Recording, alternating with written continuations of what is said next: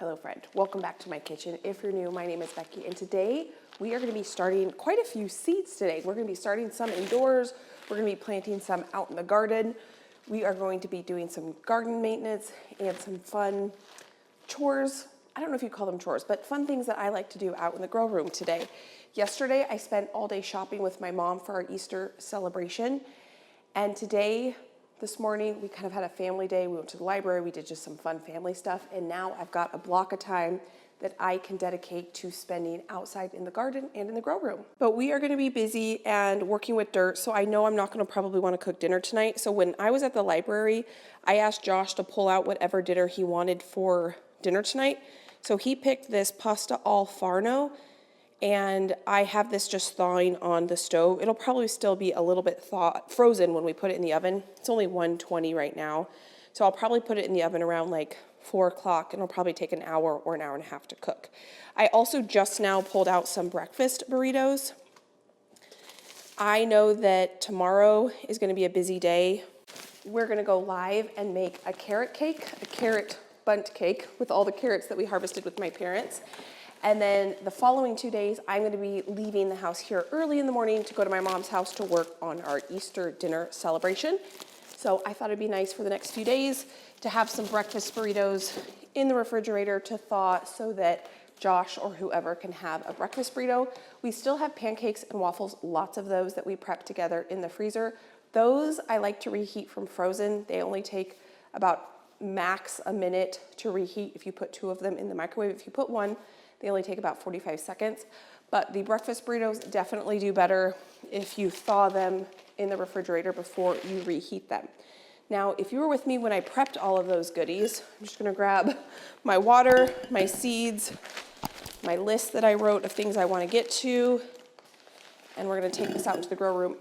But I just wanted to mention, if you're with me when we prepped all of those breakfast burritos, you will know I did not put potatoes in them. Normally when I make breakfast burritos, I put potatoes in them. I didn't put potatoes in them because I was thinking I would put them into a kind of like a bake with pizza dough, but that did not end up working out, and I ended up making breakfast burritos with the filling. Let me get these fans turned off. So in those breakfast burritos, it's just egg, sausage, cheese, peppers, and onions. And I think I actually like it better without potato. I just wanted to let you know that and give you an update. So here's the state of the grow room. It's actually not as messy as it was over the weekend. I did do some cleaning, but I've been doing some fun stuff out here, and this is what it looks like. So we're gonna do some work in here. We're gonna tidy it up, but mostly we're gonna do some work with some of the things that we already have in here. The first thing I want to do is actually start hardening off my snapdragons. I can plant these snapdragons out in the garden next week, which means every day I should be putting these plants out here to get used to the sunshine. I might just throw them on this table here, actually.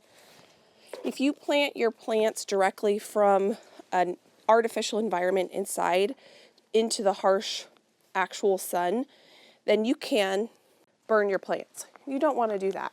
So I am going to carry out each of these out there. My zinnias don't need to be hardened off yet, but they're in the same tray, so they're just gonna be able to spend some time outside. It certainly won't hurt them. It's not cold out here, but look how healthy these plants are. I've been fertilizing these about once a week. I am actually trying to propagate some. This is not the best way to do it, but that's what I did. I have cut the tops off many of these snapdragons. You can see, here's a perfect example. I want this snapdragon to be bushier, so I cut the top off, and that encouraged side shoots to grow. That way you can get more blooms. You can do that technique with a lot of different things you grow, even peppers. And you know what's crazy? I did not realize snapdragons in my zone are perennials. I was at my mom's house yesterday. I gifted her some snapdragons I started last year, and they're probably 1.5 feet tall with buds on them, and they're about to bloom. My snapdragons all died last year because they got a disease, a fungal disease, because I planted them way too close together. So this year, I'm gonna try planting them further apart and seeing if I can overwinter my snapdragons. They are called a tender perennial. So if you get a really harsh freeze, they will die.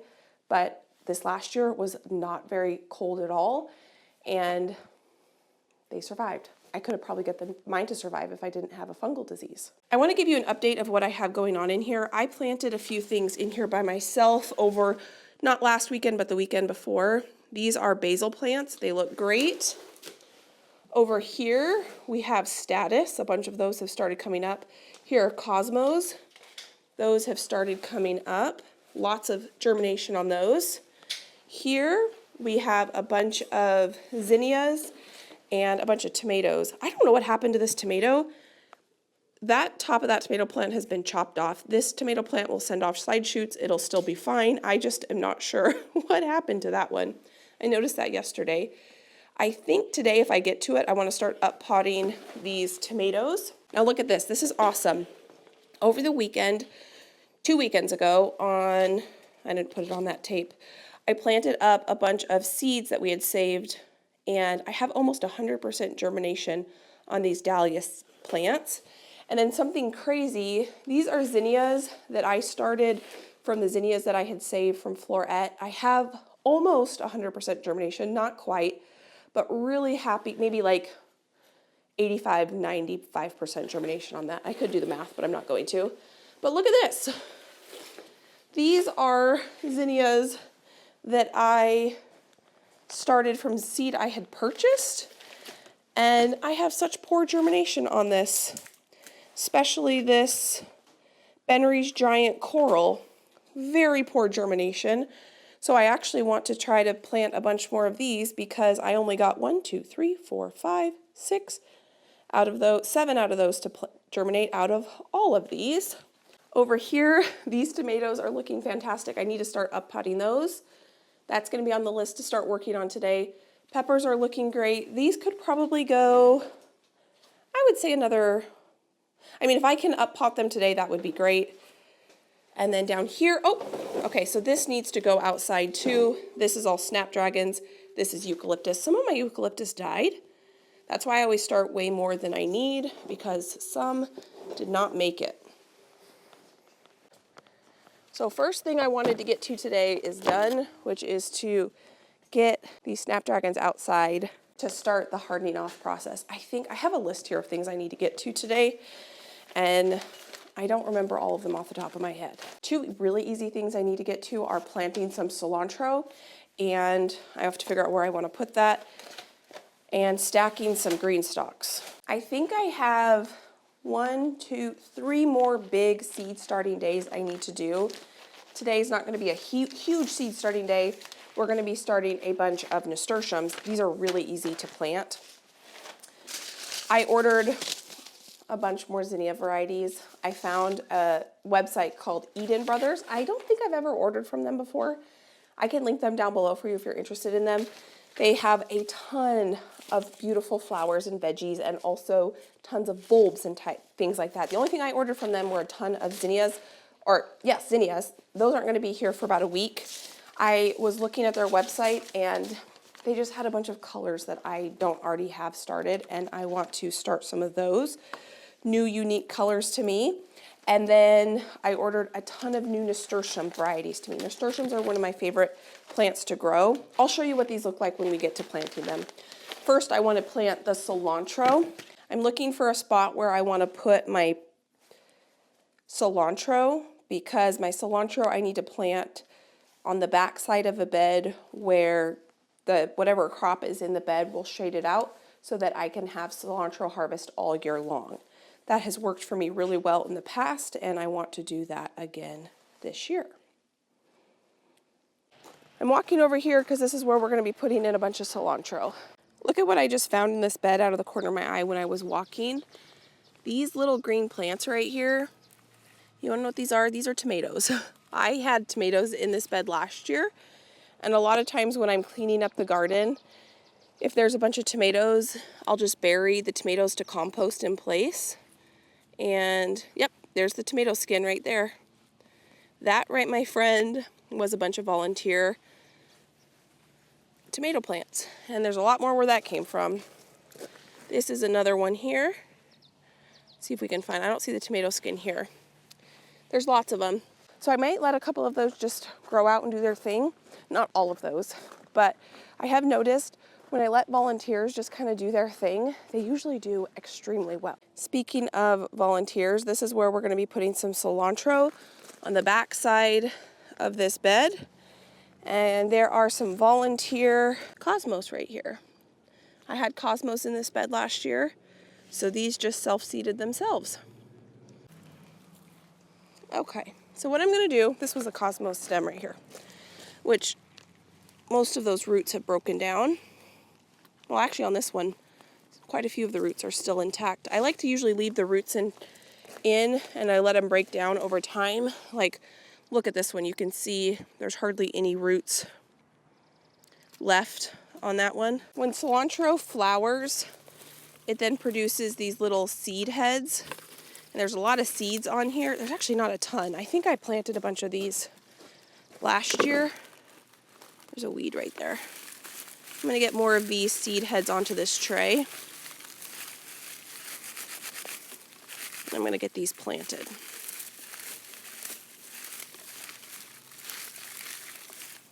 In each one of these little balls of coriander, so in the United States, we call the leaf part of the coriander plant cilantro, or the plant cilantro, and we call the seeds coriander.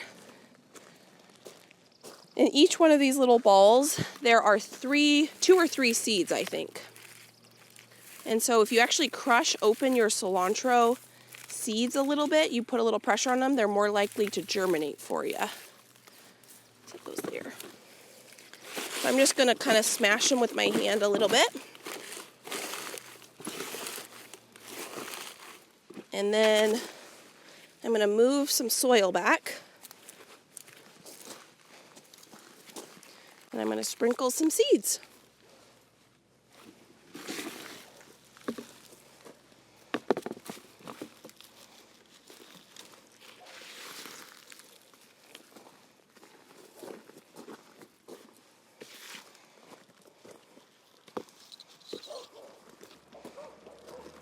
Today's the only day this week it's not supposed to rain, so that is now in there. It's going to rain for the next 4 days.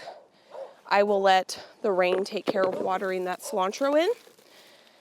And I will plant cilantro probably 5 more or 6 more times throughout the growing season. And for me and my climate, I have found that I can get cilantro to grow year round if I plant it on the back side of these beds, where I'm going to plant taller things in front so that they are shaded for the majority of the day. And that way, when it's 95 degrees out, my cilantro is in the shade and it still grows. So that's been pretty kind of a fun, pretty cool thing to be able to do. This just needs to be composted. Let me show you what I do with my chickens, or my chicken scraps. Yeah, basically the scraps that my chickens won't eat. Here is a colander full of carrot peels. All the carrots that I harvested with my parents the other day got peeled this morning and washed so that tomorrow we can make a carrot cake together. And sometimes I bury it when I have a second, and then sometimes I would just throw the chicken scraps on top. But a lot of times later on I would then come by and bury it, and that way the worms can eat those carrot peels. So that's been kind of a fun experiment, and it seems to be working really well. The true test is going to be to see how well things grow in here. But I mean, right here, there's like 8 worms. And there's 1, 2, 3, 4, 5, 6, let's see, 7, 8. It's amazing. It's always fun to kind of try something new. What I've been also doing anytime it's a sunny day is I take a mixture of vinegar, salt, and soap. I will put the recipe down in the description box, and I spray that on this gravel. So my goal is to try to keep this gravel area nice, beautiful, weed-free. And there's always tiny little weeds popping up, like right in here. Let's see, can you see those? There's 3 weeds right there, maybe 4. There's a couple over there, and a couple over there, and a bunch over there. And I want to keep this looking nice, and I don't want to spray harsh chemicals next to my veggie garden. So I just spray that vinegar spray. It's a fun thing we do out here as a family, and it's keeping the weeds down. So now I'm going to do the next easy thing, and that's going to be to stack my green stalks. I took them apart because I did not have enough of these wheelie bases. So I got some more wheelie bases, but I wanted to show you my favorite wheelie bases when we went live and the Becky's Bundle went live. So I had to unstack them so I could access the wheelie bases. And these are the new ones, that's why they look so clean. And I realized when I unstacked them, a bunch of them have a bunch of dirt in them, and it's making water not drain. You can see that one has a ½ inch or an inch of water. This one doesn't have any water. We've had rain every day for about a week, and I need these to drain properly so that when I water these green stalks throughout the growing season, each layer is getting the proper amount of water. So if you see there's little holes in each one of these green things, I need to make sure there's nothing big enough in each one of these gray things to plug up those holes. I also fertilized these strawberry plants over the weekend so that they would get rained in, and that was really good. I can actually tell that these plants are greening up, and like this one has 3 flowers on it already since fertilizing them. So I need to go through and clean each of these gray water distributors out properly, and like that one, that's not good. That needs to be planted back in there. And then I can get them stacked up, and then they can officially be ready to go for the growing season. I don't think I've ever thought about making sure I take apart my green stalk every year to check these.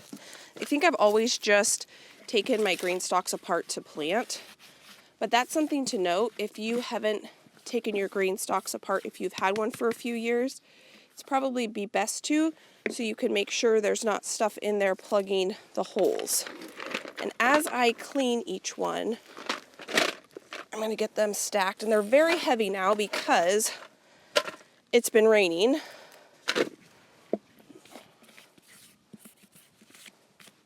And one of you all said I'm only supposed to fertilize strawberries once at the beginning of the growing season, and then not fertilize as the growing season progresses. I do know my flowers that I'm going to be planting, I need to fertilize. One of the varieties, the petunias, I need to fertilize once a week. Then I was reading, I'm going to do a calibrachoa green stalk, and that I only need to fertilize once a month.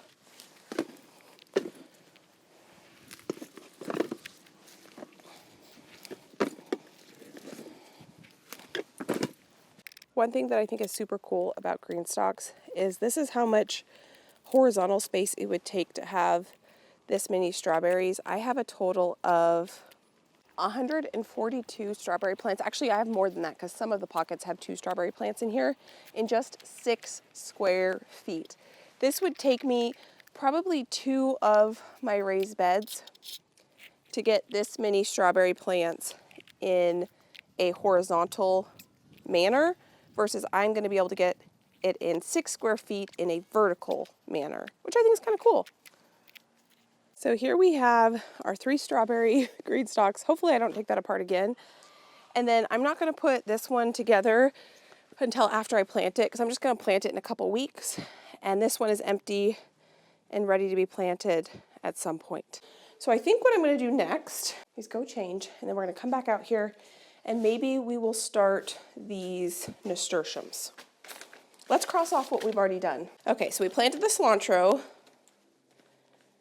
We are hardening off the snapdragons. We stacked the green stalks. We still need to start our nasturtiums, pick out our pumpkins, and up-pot our peppers. I did not buy any nasturtium seeds this year. I have saved nasturtium seeds. That's what these are right here.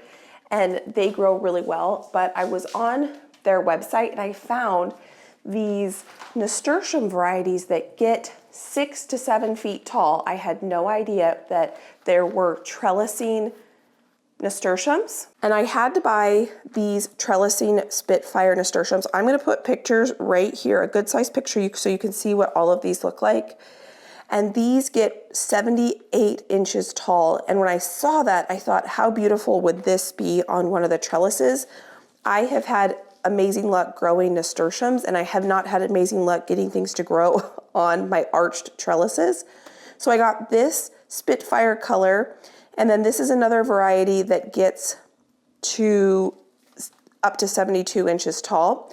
So I don't know what exactly and where I'm going to be putting these, but I know I want to start a lot of them and get a ton of them out in the garden for a beautiful display of flowers. Now these right here are ones I have grown before, and they are non-trellising nasturtiums. So these get up to 14 inches tall, up to 14. This is only 4 to 6 inches tall, which is kind of, oh no, wait, sorry, I was looking at the wrong thing. Right here, they get 16, 10, 12, and 16 inches tall. So this Empress of India, the dwarf variety, I have grown so many times. It is absolutely beautiful. I have not grown these colors before, and I thought the display of the Jewel Cherry Rose, the Empress Purple, and the Salmon Baby together in one green stalk would be a beautiful color combination. The pink, the orange, and the purple together just would go really, really well together. So that's what I'm gonna do. This purple Emperor, I have never seen a purple nasturtium before, and I wanted to grow these. I think actually, now that I'm thinking about it, that's why I was on their website. I think I saw these purple nasturtiums on rareseeds.com. I forgot to order them. I went to order them and they were sold out. And so then I did some Googling and I found them on this website. And this is a very cool seed company just from looking at what they have online. And I have started these in the same way many times. I'm going to show you how I'm going to start them. A lot of places say to soak your seeds overnight. I have never done that, and they have always sprouted for me. You can see why they say to do that. If you look at this nasturtium seed, you crack it. That's actually a hard shell. This right here is the seed. And so I think if you soak them overnight, the shell is more likely to come off. These, if I planted them out, I'm sure they would grow, but I don't know what colors they are, and I kind of want to go for a color scheme this year. So that's why I'm not going to plant these out.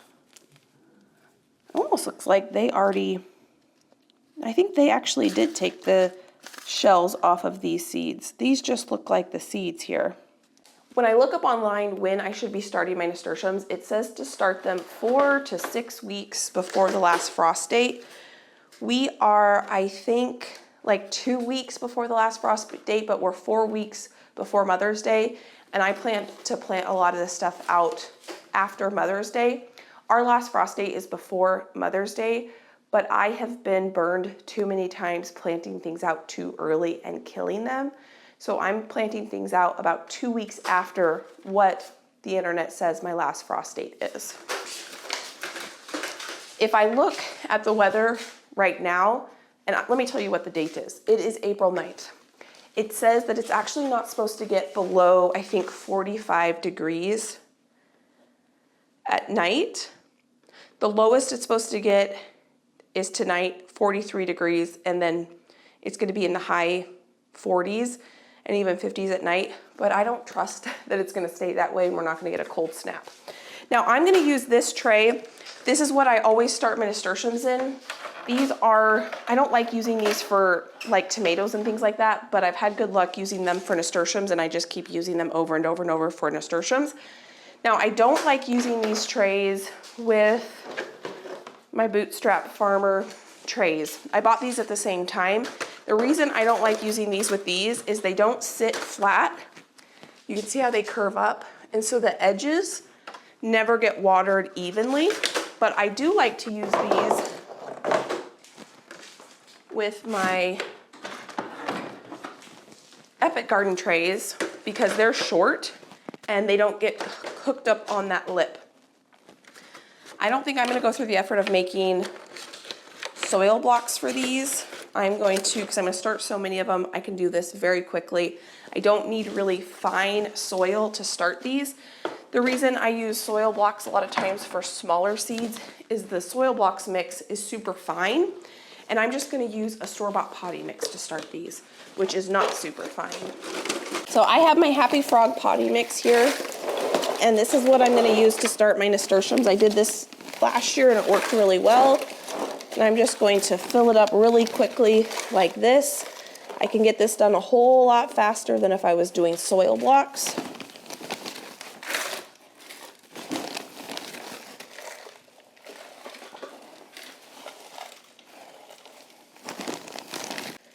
And I don't really care if soil ends up on the floor. I will sweep that up, put it in a pot, and I'll plant the pot out with flowers this summer.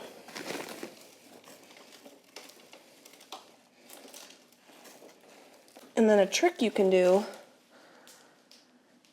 is actually take this and push it. Make sure it's nice and compact, but not crazy compact.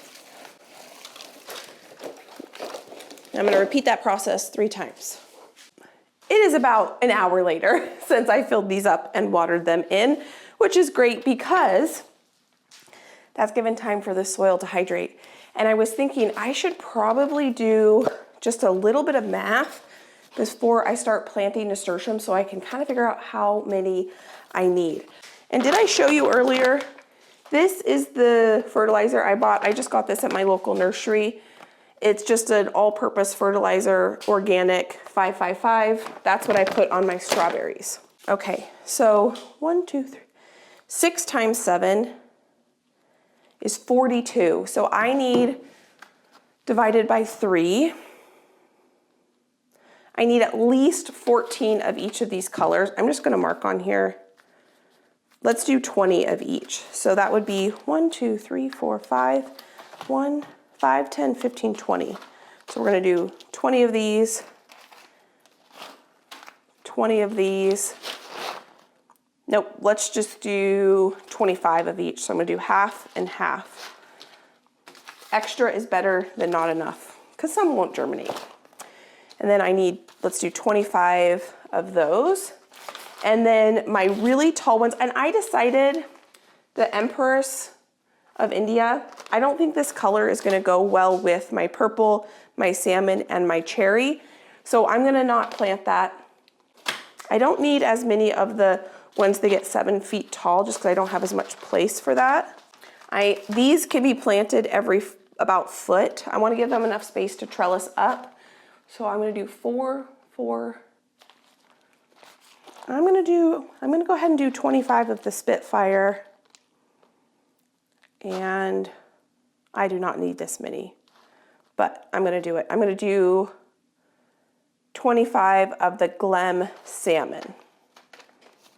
And then I might as well, since I have this 25 section, I'm gonna do 25 of the Empress of India. Maybe I'll put the Empress of India in with the peppers.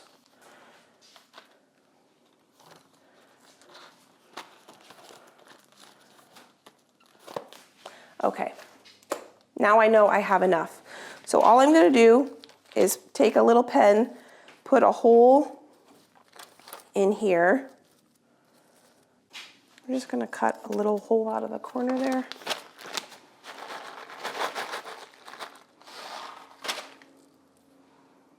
And I'm only gonna put 1 seed per hole.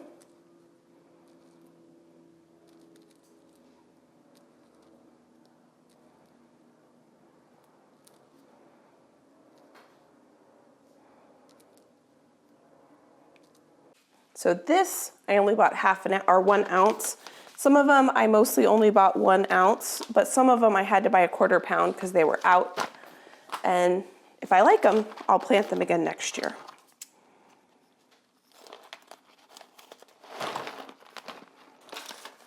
Oh, let me put this back here. I have had these, I don't know what these are called, seed cell trays for, I think this is the 4th or 5th year. I'm just gonna keep using them until they absolutely do not work anymore. I probably would not buy them again They've lasted a long time, but they're kind of breaking down. I just prefer the Epic Garden ones better. But until they don't work, I will keep using them because I really do like them for nasturtiums. I've used them for nasturtiums now the last couple of years and they seem to work pretty well. Okay, getting that on there nice and tight. I want to label this before I put this. That's not going to work. Oh yeah, that works. This is salmon, baby. And I am going to put that this is for the green stalk. This is purple empress or emperor.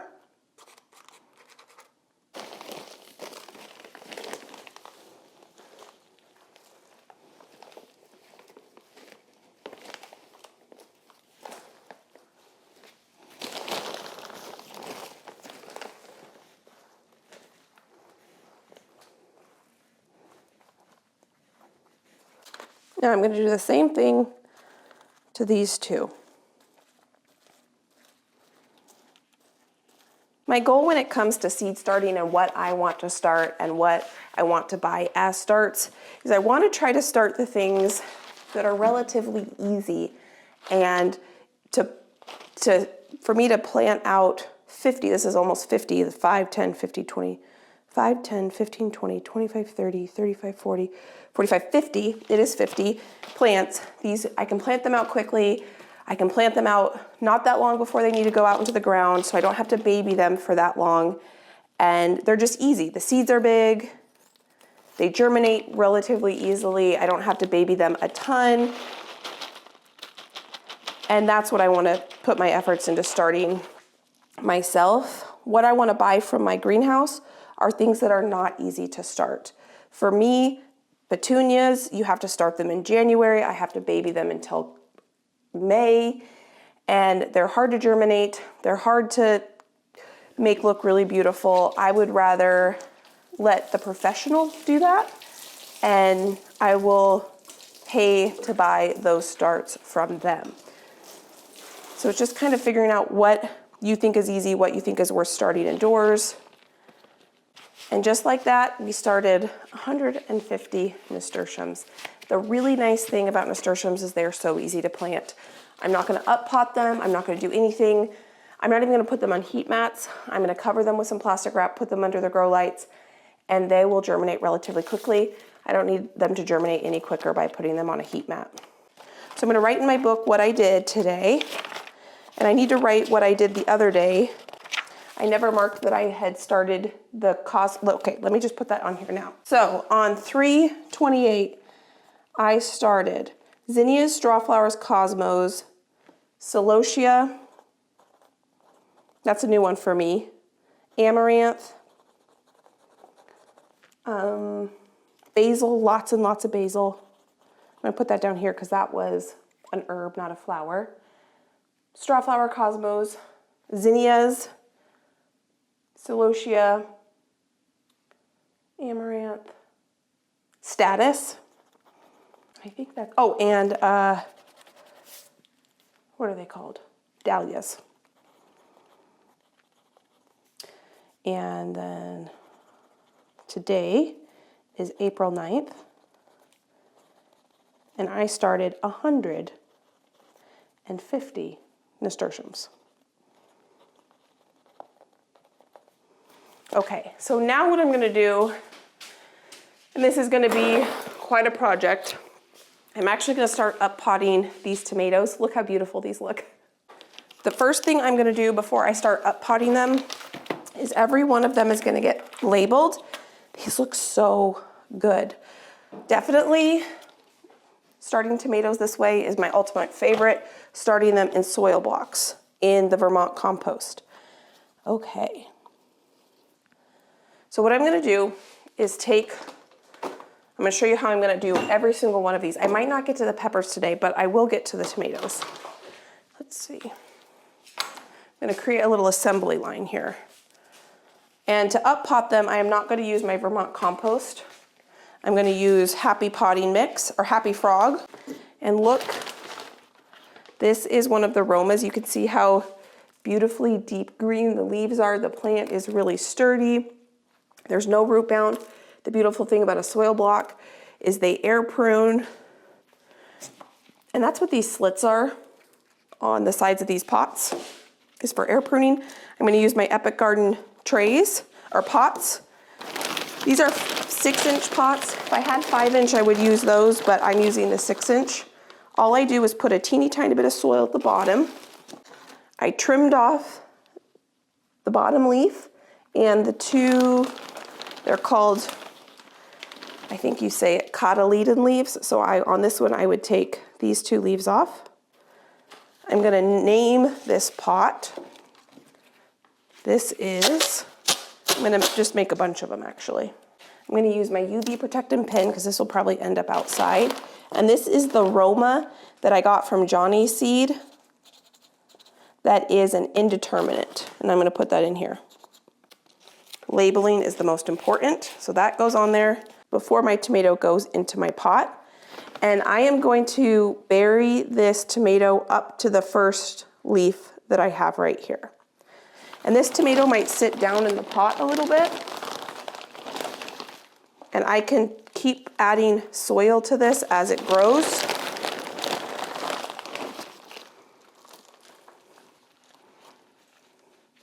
Might have been too much, maybe not.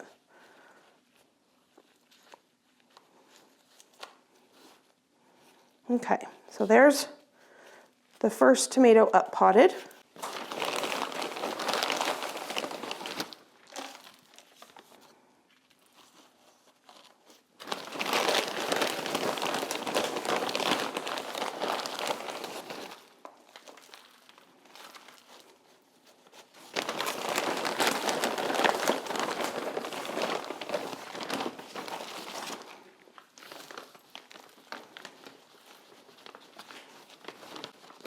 Second one up potted. I am gonna write a bunch of aromas that say indeterminate here so I can just do a bunch at a time. And I will be here probably for the next hour or so getting all of my tomatoes up potted. Maybe less, I'm not sure. One thing I have done this year that is different than every other year I have gardened is I have slowed down. I get really excited in the beginning of the garden season and I just want to go, go, go. I want to start everything at once. I want to just dive in head first. And I have learned that when I start things too early, a couple things happen. One, the plants get too big and it's hard to manage a plant inside when it's too big. And that plant tends to start looking a little stressed because it's gotten so big, it's ready to go outside. And so what I have then done is that I then plant things outside too early because they're too big inside. And so then I put them outside too early. And many times I have lost entire crops of things due to freezes because I get too excited and I put things in the ground too early. So this year I told myself, slow down. I think I started these tomato and pepper plants about 2 or 3 weeks later than I did last year. And it's probably almost a month and a half later than what I used to do at my last house. And I can already tell that just looking at these tomato plants once I up pot them, they look really small in these pots because I'm going to bury them deep. But that's going to give them another 4 weeks to fill out this pot. They're going to have plenty of space and the plant is not going to look super stressed. And then I'm not going to feel stressed like I need to get them outside. This is going to be the first year where I wait until Mother's Day to plant out my hot or summer weather crops. I am learning that not only do you need the air temperature to be, a certain temperature that the plants want, but you also need to consider soil temperature.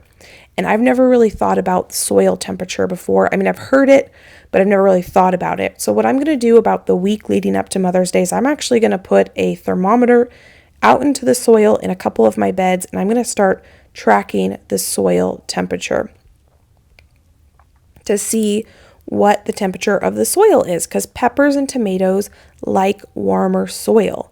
And so I'm really excited to kind of delve into that. It's interesting. Every year I garden, I feel like there's a new gardening tip or trick that kind of is unlocked, and it's like, okay, I understand that. To me, gardening, there's so many aspects and facets that we can't learn it all in one year. And that's kind of the fun thing, is that each year I kind of feel like I've learned one more aspect of becoming a good gardener. And this year it was to slow down. We are now at the point, after potting up all of these tomatoes, that I need all 4 grow light shelves going. Now, all of the tomatoes now have officially been up potted. I'm gonna have to put more water in there, about 1/2 inch of water in each one of the bottom of these so that the soil can start to hydrate. So here you can see it's really starting to absorb the water. Everything has been labeled. We've got these guys up here. So this whole shelf right here right now is 2025's tomatoes. We've had a couple disasters happen. One, that white pin that I used for my nasturtiums was water soluble. So when I watered my nasturtiums, I washed off the label. So I don't know what is what. I don't know what's what. I know that this one is the Jewel Rose, so that one I'm not gonna have to redo. But these two, I don't know if this is the tray with the varieties that get 6, 7 feet tall, or if this is the tray that gets 6 or 7 feet tall. When these sprout, I don't know if I'm gonna be able to tell a difference in the leaves, which ones are which. So what I'm gonna do is I'm gonna go dump these and I'm gonna start over. I also spilled fish fertilizer on the floor and walked through it, and that stuff stinks. And so I need to clean that up. I need to clean this up. I did bring in the snapdragons, so those are in here now. Everything else is safe inside. It happens. I had that thought when I was writing this with that white pen. I've never used this white pen before. I don't know what it is. I don't know where it came from. I used it and I won't be using that one again. I'm probably gonna go ahead and bring that pen inside. I don't want it out here anymore. My plan was to also up pot these peppers. I do not think I am gonna have time today to up pot the peppers. About an hour ago, Josh preheated the oven and got the dinner in the oven. So that's gonna be ready pretty soon. So I think the only amount of time I'm gonna have probably is going to be to dump that, redo that. And then I do want to tidy up this counter because it's driving me crazy. And that spill needs to be cleaned up. And I'm gonna sweep the floor because it's a mess in here. And just like that, it's like it never happened. That really was a huge bummer. I maybe could have saved them, but I really wanna know what I'm putting where, and especially because the size of these varieties is so different, 72 inches on those 2 varieties versus 10 and 12, I just really wanted to know what it was. So I'm glad I bought such huge, big quantities of seeds. So that's done. Tomatoes are all done. Snapdragons are back inside. And I will put them back outside tomorrow if it's not pouring down rain. Now we have 4 shelves, and obviously this did not happen. Even though I said I didn't think I would get to it, I was like, no, of course I'll probably get to it. But of course I did not. And that is totally fine. This got cleaned off. That was really bothering me. I just had so many seeds out here that were cluttered and needed to be put away. Now I could do a deep organization on my seeds over there, but that's not happening today. So we got the green stalk, started to harden off snapdragons. I did not pick out my pumpkins. I got the tomatoes. Oh, I didn't even put peppers on here. I said up pot tomatoes. So it's not that I didn't get it done and it was on my list, which is awesome. Start nasturtiums ×2. Plant cilantro. I'll pick out pumpkins later. That'll be something fun to do. I do have a stack of seeds here. The Bennery's giant coral that didn't have good germination. I'm gonna just plant the rest of these seeds because I want to have these. I have heard good things about the Bennery's giant varieties, and so I wanna make sure I have more of those. And then the salmon variety, the Oklahoma salmon, it's this really cute pink. I'm gonna plant more of those as well. So I put those there just so that it reminds me that I wanna plant them. And let me tell you, I am so glad I do not have to cook dinner tonight. Dinner is already in the oven. I'm gonna go take a look at it. I need to take a shower and rinse off because I'm dirty. And as much as I love to cook, I love when I spend time out here and do a bunch of stuff like this. And we had a family morning this morning. I can just go clean up and relax. I don't have to worry about cooking. We're gonna eat a home cooked meal, hot out of the oven. I have some frozen green beans I'm going to serve alongside the pasta dish, and that is dinner. And now I know paper side goes down. If you know, you know. I hope you have a great day. Let me pop some videos here you can go enjoy between now and my next upload. Thank you for being you. Thank you for being here, and I can't wait to see you next time. Bye, friend.